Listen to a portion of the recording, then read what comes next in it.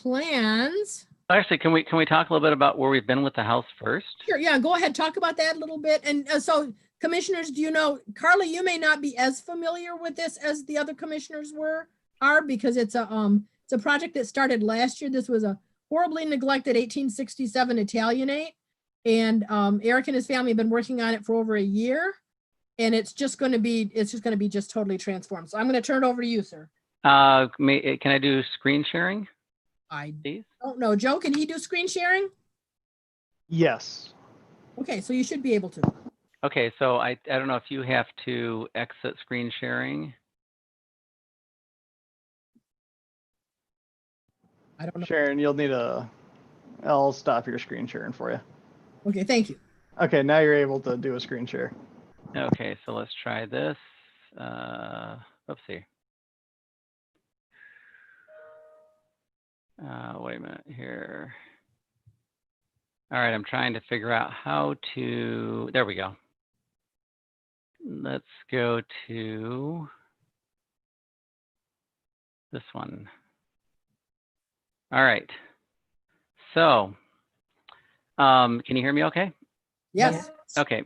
So, and Christy, feel free to chime in at any time, but this is our daughter, Christy, lives across the street at 442 West Dutton and bought that house out of a foreclosure with cash. She's a single working gal and it kind of an urban homesteader and thought it'd be a great family project to fix it up. And we thought so too. And I'm sure we'll finish all the last details someday here. But she saw the house across the street. She was looking for an investment opportunity to try to be a responsible landlord and provide affordable housing. And we were very intrigued at the proximity of this house at 417 across the street, literally, and down the block because of the convenience and everything else. She hired a home inspector to look at it, and the home inspector found, what, Christy, 42 or 43 serious deficiencies. And so we knew what we were getting into, we thought, but yeah, we actually found a few more he missed. And his advice was run. And we said, well, someone's got to save the house. So we came to the commission, I think in June last year, and said we would like to take and start doing exterior work on this house. And on the left, you'll see what we bought, which is, and we say circa 1850. I'm not sure. It's on the books as 1867, but I think it's on one of the earlier maps, Sharon. So we aren't quite sure. What we know is that Sharon's told us it has, when we've extracted certain nails from the structure, it's before, they're the handmade nails. They're not the factory nails. So we know it's old. And what they had done is they had covered up the siding probably around 1910 to make this into a craftsman, an Italianate into a craftsman. And they cut off up here the overhangs and eliminated the step soffit that was there. We were told it cost $50,000 to remediate those shingles. And so we rented a scissor lift one weekend, and Toby, my wife, Christy, and I went up and we stripped the entire house in one weekend and actually recycled many of the shingles that Sharon has now for reuse because they were in good shape. So this is what the house looks like as of June. You can see this is the 98% or 99% original siding. This was just covered up. So we had to patch things, but we sanded a lot of it down to bare wood and put finishes on it. We had to replace the corner boards and we've had to replace a few trim boards, but otherwise this is all original. And you'll see up here in a little bit that we also restored the step soffit. This is the other view. You can see the trees growing up here. So the squirrels and raccoons were able to get right into the rotted fascia board into the attic, where behind the curved staircase was a chase that went all the way down, up and down from the first floor, second floor. So we found evidence that the raccoons and squirrels were living in the attic. They were living in the ceiling joists. They were living in some cases in all the walls. And we know that because they leave behind certain excrement and walnuts. We have more walnut shells than you've ever seen in your life. Anyhow, this is what it looked like a little bit ago. That's when we still had the scissor lift. But you can see it turned into a really attractive house. We cut down the trees and got rid of the ingress problem. Then the back of the house was in rugged shape. This is the one place where we actually replaced all new siding. This siding was so dry and rotted and splintering that we actually stripped this off. And this is an addition. It's not original to the house. It's a rebuild of an addition. It's not the original addition either, but it has sheathing. The rest of the house doesn't have sheathing. This has sheathing. So we stripped off the siding, put up appropriate water resistant barrier, and then put on new siding. We also, with your approval, we had installed a new awning window on the back here. This shows what we did to the soffit. This is in progress. This is back in December. And you can see that we extended the soffit to its original depth. And it's a step soffit. On the right-hand picture, you can see here it's got a height difference with a quarter round. You have the 30-degree kickback on the fascia board. And you can see this is a solid clear cedar board. You can see the waves in it. And then we had a massive crown mold and then a detail bullnose underneath it. And then this board here under the fascia board, or I guess it's not the fascia board. Is that the fascia? Well, it's okay, but that's original. This is just all fixed up. But it was a lot of detail, heavy work, very expensive with all the trim pieces. But it brings it back to its grandeur. Inside, we thought we demoed out, and that would be easy. This is us at the beginning of a demolition day with some friends, and Christy and me. And Toby was there too, and we spent a day demolishing the first floor. This is what it looked like after the first day of demolition. Wow. Ultimately, the ceilings ended up going. They were covered with wallpaper there still, and we had to wait and see what they looked like, and they were just too rugged to save. And actually, all of these walls, including this beautiful curved stairway wall, all had to come down and be redone. But that's all been redone with either drywall or actually cement with topping compound, and it's spectacular and it's rock solid. Demo's dirty work. This is my wife Toby, and one of her most attractive photos after she's been doing demo. This is what it was like every day when you're doing overhead demo. You get full of crap, and we had our supply of N95 masks far before COVID. But we also, as you see here, I'm sorry, I'm pointing on the preview. As you see here on the right-hand side, this is Toby and Christy actually doing asbestos abatement, which is nothing to be afraid of if you do it right. Right. This is the old back wall of the house, and what's not completely clear, well, what you can see is here, there was a space here that went into the crawl space, and then this had been hogged out for other mechanicals and so forth. So we had ducts and pipes and all kinds of stuff. And see, this brick right here on the left is loose. So the entire weight of the back 2/3 of the house was resting on this cinder block. And that is a dry stack. There's no mortar in that. And so we went in with our 20-ton jacks and jacked up we jacked up the entire back of the house and relieved pressure off the wall. And when we took the pressure off of this block, it crumbled. It literally just fell apart into 4 pieces. So the weight of the house, it had been destroyed, and the weight of the house was holding it together. So that's really scary when you think about it. But we went in, and this is a temp supporting wall, and we built new structure. Actually, we went with a wood structure here, reinforced the wall, and did a wood structure. So we also had, in the middle of the house, we have these huge 10-inch hand-hewn tree trunk beams, mortise and tenon together. But when we got to this point, there was an old post there, but it was down a bit. So we jacked up the entire middle of the house 3 inches. Think about that. In one move, we moved it 3 inches. We didn't have any drywall to worry about. The center of the roof doesn't attach to it. It's just floor and ceiling loads. So we did it all in one move, and that just creaked and ground. We then took out the post and poured a brand new footing here on the left, and then built these massive supporting walls around where we needed to. And what we also did is we transferred the point loads from the upper floors onto actually footings, which had never been done before, as evidenced by this picture. This was looking from the old kitchen into kind of a strange room that was off the dining room here. This is Toby doing demo, but there used to be a back wall somewhere around here, and it was cut off without any structural considerations. And then these two floor joists had kept sagging down and down and down. So in the last, there was a renovation in 85 and 95. And in the 95 renovation, they carriage bolted these together to try to sister them up. And then literally took a Sawzall to get rid of the sag on the ceiling. And then there was actually a couple false ceilings under this, and it was just a mess. And then on top of it was the bathroom. And to keep the bathroom level, they actually had built a subfloor.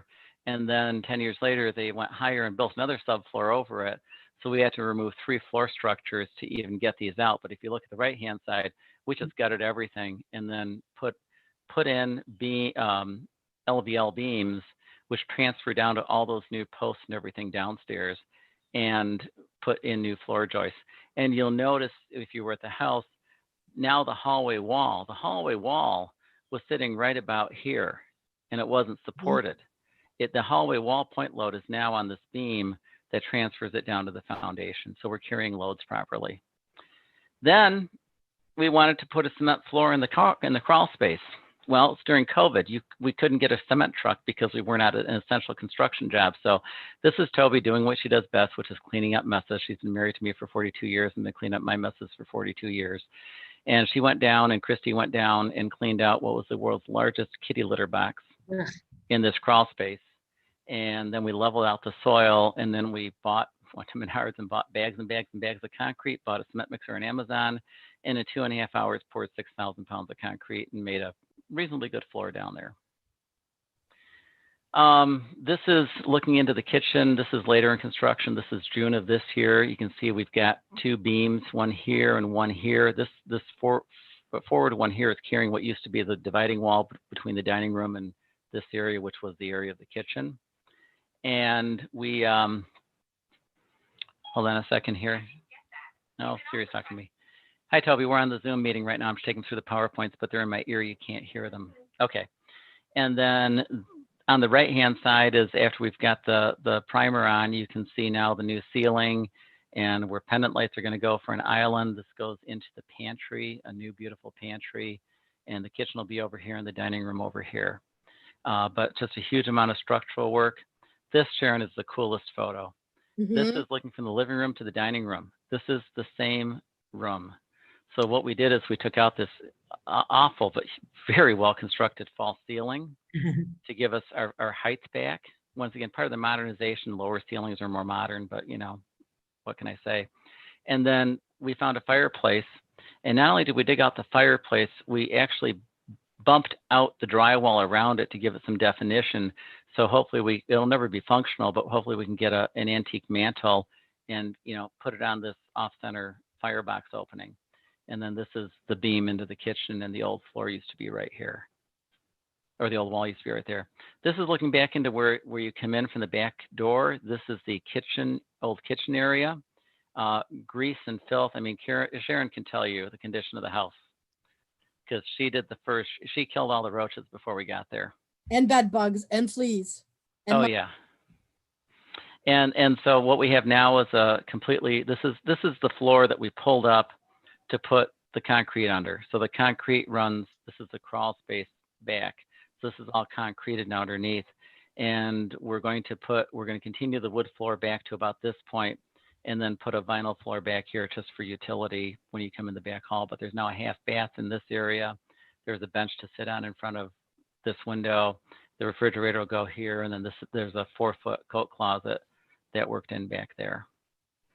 This is the bathroom, or part of the bathroom. The bathroom was, I mean, Sharon, I don't know how to describe it, and Christy, it's if you've ever seen a 4-foot wide by 14-foot long bathroom that has like a 12-inch step up to get into it, this is it, with a false ceiling in it. So we actually moved this wall because it wasn't supported. We moved it out and bumped out this portion of the bathroom on the right here, and now this is a regular 5-foot tub with shower, and it's just plasticed off, but there'll be a 66-inch dual sink vanity here and a toilet. It's going to be just an absolutely stunning bathroom with heated tile floors, by the way. We also took out all the boarded up windows that had nothing but plywood or OSB in them, and then poured concrete thresholds in the blocks, and then installed these windows. And I do want to put a pitch in for these windows. These are glass block vented windows. Well, some are not vented depending on where we are with utilities. but these are pre-made windows from Menards. So if you're looking to do a glass block window, these are all put together with silicone. They look so professional. They're square, they're straight, and I think they're like $160 a unit. Woo. Okay, so Yes, it's this not is- outrageous, but it's so Yeah. much easier. And these fit the openings perfectly. I mean, they were within an inch. they're $300 each if you have someone like West Michigan Glass Block do it. So that Yeah. is. Yeah, no, exactly. And for me to do a glass block lay that precisely would be impossible. And it was so beautifully easy to do. This is the basement. Sharon could share with you pictures of hoarding in the basement, but this is after it was cleaned up. You can see over on the left here, this is a crawl space under that bay window.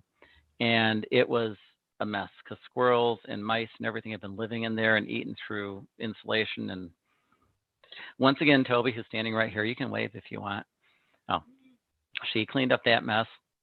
And then we went in and insulated and waterproofed and did all the stuff we needed to do. And now it's in a concrete, we poured a concrete floor in there. And then this is all now, and it's just a nook. You could put a TV up there. It's got power. You could do anything, but it's part of the room. And you can see how we've just cleaned up all the walls with both foam insulation, 2x4 walls, and the mineral wool insulation. And I can't, and water sealing paint down too. And by the way, I can't, one of the things with old homes, if you use mineral wool, it's much denser than fiberglass, has about the same R value. It's sound deadening. I mean, that house is so quiet inside. It's just incredible. But the one thing that Justin Munn said, our building inspector, he loved it. He said, and I'm going to knock on wood here, he said, this house should never burn. Because mineral wool has to get above 2,000 degrees before it will do anything. It's actually used as a fire block. So every wall cavity that we have and some of the ceiling cavities are stuffed full of dense fire block material. So in addition to adding all the fire stops between the floors and everything else we needed to do to bring it up to code, the mineral wool will help any fire from ever getting hold in there, hopefully. This is the back corner of the basement. Sharon can tell you this stuff was stacked up to the windows and 6 feet out in all directions with junk. Yep. And Sharon took care of that stuff. And then this window here is this window here. And Toby and Christy went through and scraped all the walls, waterproofed them, and then we did all the construction stuff. And you can see this is the same room, and all the wooden ducts are down. These were wood ducts, which were soaked with cat pee, and we have all modern HVAC. So other improvements, all new wiring, went with 200 amp service, undergrounded from the street. Another pitch I'd like to make Nice. is that if you're on the same side as the poles, you don't have to do a directional bore or anything. We paid $370 to go underground. That's it. That's not bad at all. Charter has to do it. It's like $3 a linear foot by consumers. That's it. That's engineering. That's installation. All you need to do is you need to get a permit and switch out your meter box to an underground box. But when you go back to those first pictures of the house, you'll see no overhead wires. And when you're dealing with a historic home, no overhead wires is really, really cool. And then Charter and AT&T underground for free because they've got to go down at the same time. We added a whole house backup generator because Dad's looking out for daughter. And we have all new HVAC zone distribution system, which saves money, all new ducts, all new plumbing. We're going to take out every single double hung sash and rebuild it. The original front door is still in my wood shop. We have to rebuild because portions of it are missing, and we'll rebuild that door and put it back in. And Toby is in the process of stripping and reinstalling 14 interior doors. 15. 13. Probably, yeah, 13. So that's what we've done to the house. And I know it's not relevant necessarily to the process, but I wanted to share with you that we're really serious. We've not only doing the cosmetic stuff, but we've really restored the structural integrity of the house for another 200 years. So Sharon, thank you for letting me take this a lot longer than I thought it would take, but it's been 14 months. We work on this house typically 5 nights a week, all day Saturday, all day Sunday. And while we occasionally have some friends help, it's the 3 of us. That's it. Because if you hire this stuff out, there's no way you could ever afford to do it. And we will rebuild the porch still. That's still to be done. With some So, we need some discovery yet. So, okay. So what we would like to do, this is my set of plans, which would be the same set of plans that you have, is to, I'm looking for my site plan, which is this part right here. This is the existing house with the addition. So this is Dutton down here. And we would like to put a two-car plus garage in the back. And Christy is a graphic designer / artist. And we would like to have a small studio on the second floor, which is really kind of a half floor built into a 12 pitch roof. So we're not adding to the overall height of the structure, but we're going to the and this isn't entirely accurate there. That didn't get changed. Hopefully I got the right plans here. Yeah, I do.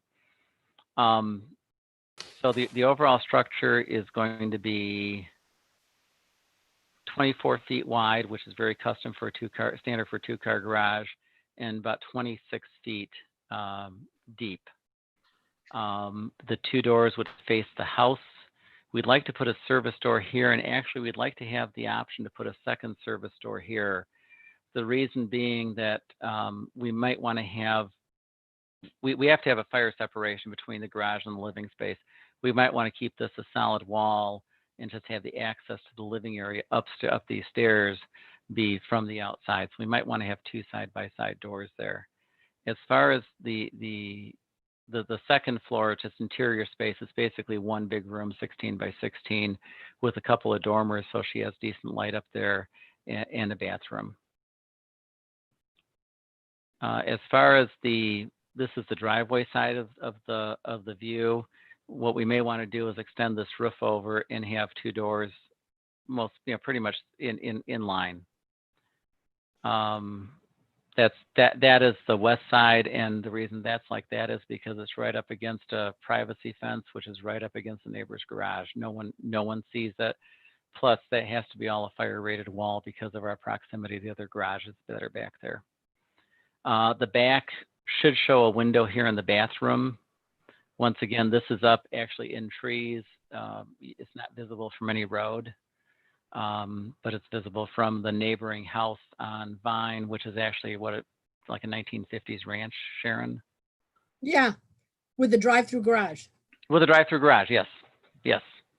And then this would be visible potentially from Dutton. This is what's facing the house. We'd like to have some type of ornamental, a carrot, not necessarily this style, but a carrot style garage door. Christy would like to have windows in it. We'd have probably a couple of double hungs up top here. We'd also like to put just a nice steel standing seam roof out over the doors for a little architectural interest. And the windows on the dormers would be awning windows.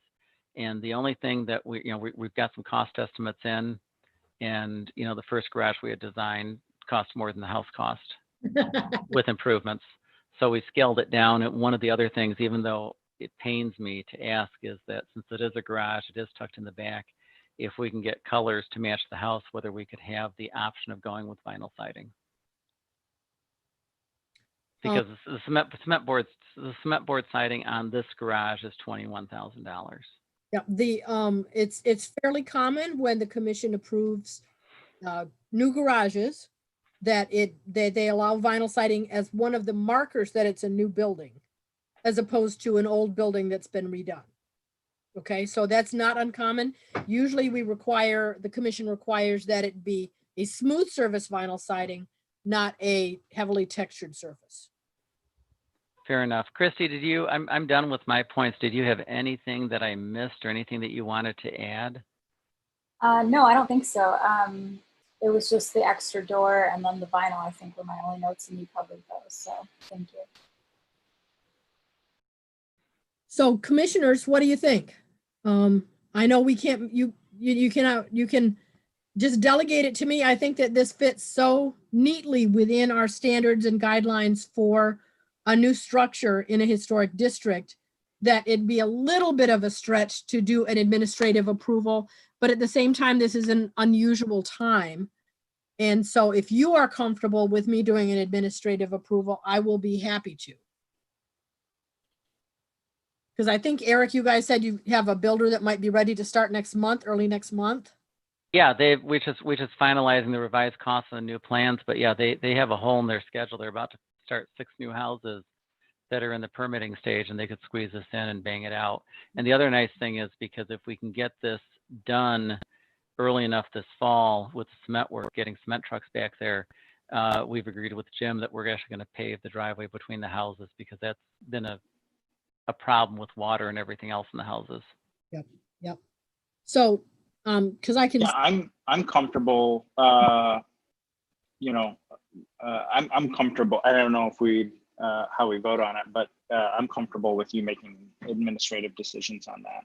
well, I mean, what I'd want from you guys as commissioners, the three of you, comments, changes, whatever you might think you would like to do.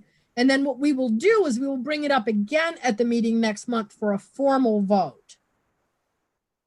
Okay, so if there's any like radical change, which I can't imagine there would be, because this is exactly the thing that we hope for when we get an application from a property owner, then we would still be able to correct it Yeah. next, but, and then so we'll have a formal vote next month. So Dana, any comments? I have no objection to the proposal, and I have no objection to referring it to you to carry through. Okay, Carla? I have no objections at all. And yes, I think it should be referred to you to help things run smoothly. Okay. Okay, then I will just go ahead and do an administrative approval. Again, it'll be your choice if you want to go with like a cement fiber board, or whether you want to go with vinyl siding, but in either case, it needs to be smooth surfaced. Noted. Thank you. Okay, and then the nice thing is that that's actually gives you a higher quality vinyl siding than if you buy the textured crap. So, and then I will go ahead and approve the second door, and then it'll be up to you to decide whether you want to use it or not. Sounds good. Thank you. Chris, you got anything? No, just thank you guys. We're really exhausted, but very excited about this garage in particular. So thank you so much. Yeah, and we'd love to host you through sometime. I mean, we hope to get it done the next couple of months. We're trying to get color on the walls, and the floors will be refinished starting on September 8th. And we're trying, Sharon, to save the upstairs floors, which are, they've been cut open for wiring whenever they put the wiring in and so forth, but they're anywhere between 3/4 and inch thick, really dense tulip wood. Nice. Wow, nice. And so if we can get the paint off appropriately, but Jeff does good work, so we'll see. Jeff Lucci's? Yeah. Good. You can always do what Roger did for some of the holes and just put little chunks of copper over them. Yeah. Yeah, it looks kind of neat, I think. Yeah, I echo what Eric said. I mean, if you guys ever see us over there working and you're in the neighborhood, just hop on over, introduce yourself. We're more than happy to walk you through anytime. Nice. Okay. Yeah, no, absolutely. And the other thing too, Sharon, is that my heat guy says this house is so super insulated. We'll be really interested to see once we get the windows. Once we get windows to actually close, it'll be really interesting to see how efficient it is. Yeah. Yep. So, okay, I think now that's all, because we're not doing business. This is just an informal discussion. I don't think there's anything more we need to do other than to let the commissioners know that this will be on the agenda for next month as well, as old business that we can just do an informal approval of. So you will probably, Eric and Christy, you'll probably get another invitation next month in case you want to just, be part of the discussion. But, and then we'll see if we can get John up to, join us in this technology of the 21st century. But then we shouldn't have a problem getting a building permit once I can get my builder to get it filed. I'll do the letter tomorrow or Monday, and that'll clear it. You can, if you've applied for your building permit, it's just 2 clicks of mine and you're done. So, Perfect. okay. Perfect. Well, on behalf of Toby, who's standing right here, and Christy and stuff, I mean, we really appreciate you guys taking 40 minutes to look at this project and kind of sharing because it's really kind of, we're exhausted, but when we put the PowerPoint together and look through it, it's kind of like, wow. I should give you a few of the before pictures just to add into the very beginning of that. Yeah. Well, actually, some of those are your before pictures, but they're our before, but you're after cleanup. Right. I would have included before the after cleanup, but nobody could see the house. Yeah, I think the at least the basement ones, you need one of those. Well, you went through 2. you went through 30-yard dumpsters, right? Correct. You went through 2, and we are on our 5th. We were just about ready to send in our 5th 30-yard dumpster of debris. So this is it. Okay. So I think, Joe, I don't think we had any comments because it wasn't a formal meeting, although if there were any, we'd be happy to consider them. We've had no comments. That's kind of what I expected. So, okay. I think we are done for now and plan on our next meeting being on the 15th at 5 o'clock. I'm going to fight tooth and nail to keep our appointed time. But sometimes things get yanked out from underneath. So be sure you keep an eye on your emails because if there is a change, I will let you guys know as soon as it happens. But I'm really working hard to say, you know, the Historic District Commission is quasi judiciary. We can't just move it around. So this was an unusual case. So- Hey, Sharon? Yep. This is actually, I'm actually tucked up in under the roof of the 3rd floor of an old boarding house. This is our Bayview. Nice. It's built in 18. This is actually an addition off the back, but the place was built in 1889. Nice. So this house that you're working on right now is your oldest house. Yes, it is, and actually has a foundation. This Yep. one they put rocks on ground on the sand and then put posts on it because it was built as a boarding house as an investment property by an engineer for the Florida Central Railroad, and it was supposed to be occupied 8 weeks a year, and that was it. So it didn't need a foundation. And they didn't think 134 years later it would still be here, or 130 whatever years later. Okay, so thank you, everybody. Next month, and Joe, I think we're done. All right. Okay. Nice Thank seeing everyone. Thank Thank you. you. See you next month. Thank you. Bye-bye. Bye. Bye.